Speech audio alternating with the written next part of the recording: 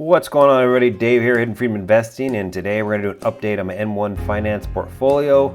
And this is filled with mostly just Vanguard ETFs and a couple of growth stocks. So we're going to go ahead and do an update here. This is taken on Thursday after market close. So I know Thursday after market close, the market is up over 3% right now, but so this snapshot is taken actually before that. So let's go ahead and dig into the portfolio and kind of look at the sectors and the growth stocks and see which ones are the laggards and see which ones are the high performers. So let's go ahead and get started.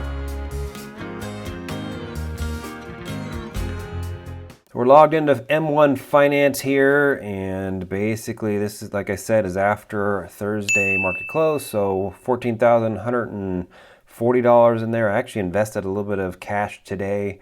I had about $1,000 just sitting in this account ready to be invested, so I actually put some of that to work today. I didn't expect the market to go up, or especially after the market, but let's go ahead and look at the Vanguard diversified ETF portfolio and see what's going on there. So here we are looking at the Vanguard diversified ETF portfolio. So there's 11,655 in this particular pie. And if we look at all the individual holdings here, I have all the individual sectors broken out for the VTI, or you can consider it VOO, but this is the VTI broken out into all the sectors.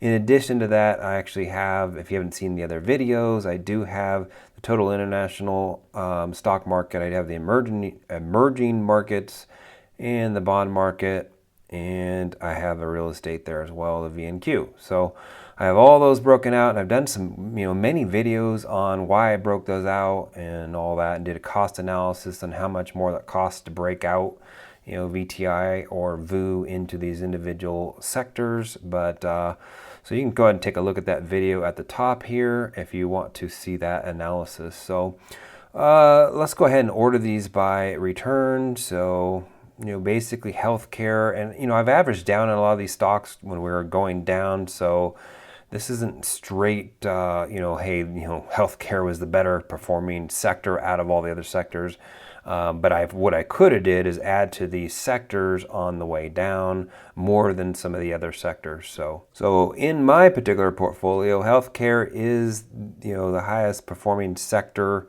And that's just because I bought probably a lot more at the low. So we're up 10% in that particular sector, and then followed by information technology at 7%, and then bond market, which is kind of funny because I don't even invest a lot in the bonds. You can see it's just 1% here, but it's up over 6.7%. So actually would have been a really good investment. But bonds, I don't think they're going to be going up, but I'm not really a bond person, and that's the only reason why 1% is in there. It was just really as a placeholder, a place to park some cash down the road when we get up near 52-week highs or make some new highs.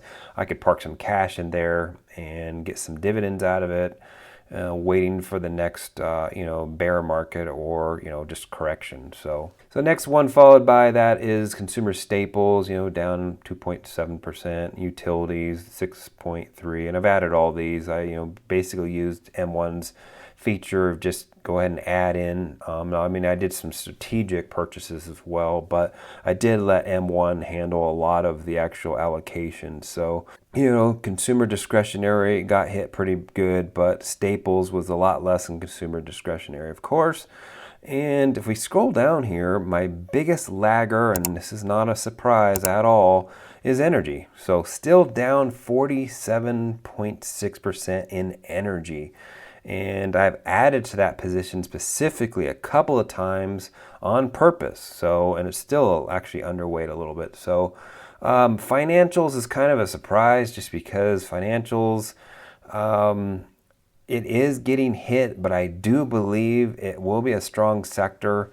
So I'm just actually surprised it's the second decliner, or lagger, I should say. So 27.5 or 27.8% down. That's pretty crazy. So industrials, materials, 19%. So and then you got the emerging markets, international markets, which I like to get exposure in those, and they pretty much follow. If we're down by 20%, they pretty much follow. They're down usually about 20%. So I haven't last checked. I don't know what we're down right now in the market. I think we're down about, I'd have to look about 20%, 15% down, although we just made a big up. So real estate, VNQ there, and real estate is a lot of REITs, so that got hit pretty good.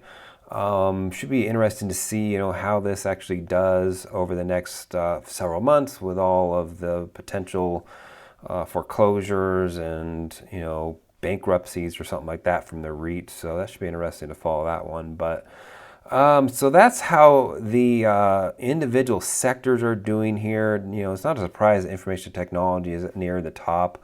Now the healthcare was kind of a surprise given I must have just added that one at the right time down at the bottom. So let's go ahead and take a look at the growth section here.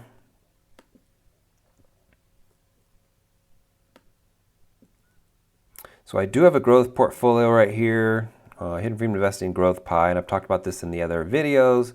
And it's basically just the FANG stocks and even part of the MAGA stocks, right? But look at this here. Amazon has just been on fire recently. Just been a real strong stock, making 52-week highs, up almost 30% just in that position. And I can't remember when I added. I don't think I didn't add near the top, but I don't remember specifically. I'd have to go back and look when I actually added all these. I added them all at the same time, but 28%, and Facebook has been the weakest out of all of those stocks there. And I have it in a different account I play options on as well, and it's down about 12%, 10% in that account. So it's definitely not been as strong as Apple and Microsoft and Amazon.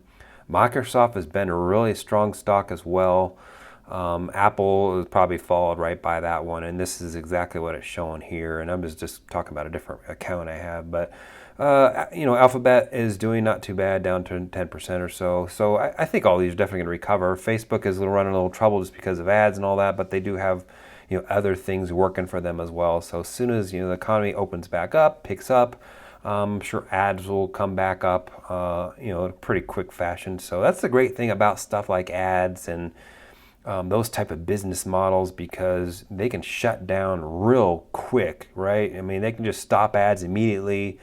Any company out there that's advertising on there, like they can cut their costs immediately by just cutting the ads out, right? So, and immediately once they start the business back up, the economies open up and they can just start the ads up, as quick as they want to bring business in. So that's the great thing about ads, in any company that's invested in those ads, they can cut them off real quick. Or anybody that's actually advertising on those platforms, protects them as well. So that's pretty cool. I'm not worried about Alphabet. That will recover, So, I mean, all these stocks here I'm not really worried about. So I did add about $750 today in this account and invested it this morning. So I left $260 there. I didn't know we were going to go up after market hours. We're up over 800 points on the YM right now, so it looks like it might be a green day if it can hold overnight. So let's go and take a look at the activity here, because they did have quite a bit of dividends, and we'll just sort these by dividends real quick. Well, before we do that, let's just look in here real quick. So there is the morning buys on April 16th. They made 13 buys there. Probably tell us which ones. And I pretty much just let it buy what it thought it should buy. So it did buy some Facebook, some Amazon, Google, Microsoft, Google, and Apple, and also added to a lot of the underweight ETFs there. So energy, got some energy there. Okay, great. So that is the buys that it made today, and I had made some specific buys earlier. So these are the buys that I made for April and part of March. So we got 4 buys there on March 16th, $550. We got April 1st here, April Fool's Day at $500, and they fooled me and not give me that 12 cents. So and then we got the 13 buys here that I did this morning on April 16th. So I'd pretty much just let M1 Finance do the buys. Sometimes I might go in there and strategically buy specific things that are big decliners. So I do have a referral bonus here, and I know who that is from, so thank you very much. I hope you enjoy your M1 Finance account and you got something, good invested with that $10. So I should probably ask you, see what you invested in. So Let's go ahead and look at the activity for the dividends, because I received quite a few dividends. So here are all the dividends. We'll start basically from March, because I don't think I did an account update from March on. So, got some dividends on bonds there, Microsoft, and all the ETFs. I got all dividends on those as well. And it was quite a bit of dividends in there. So my account, I think, jumped up over 50 bucks. And that was pretty good. So it's moving along pretty good here, and I will, keep depositing a little bit here and there, keep, investing in this platform. Slowly but surely, return is minus 10% across the portfolio. Earned dividends $153, and that I think is all time. So, and I haven't been invested in this for a very long time. I started August 2019, and I kind of started with just a little bit of money. I actually started with 20,000 and then took, I think, 10,000 or something out, and then slowly started adding back in. So I'm not really sure what to think of this new look.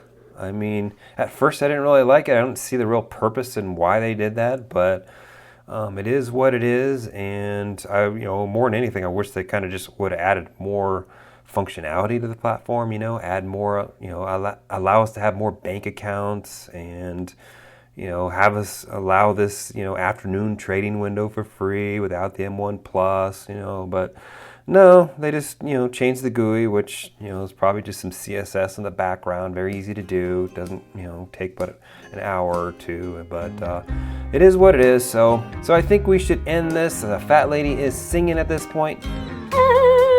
Oh, that's a bad fat lady singing. So if you have any questions, comments, or concerns, go ahead and leave a comment below. Go ahead and like and subscribe. We'll see you in the next update. Thanks for watching.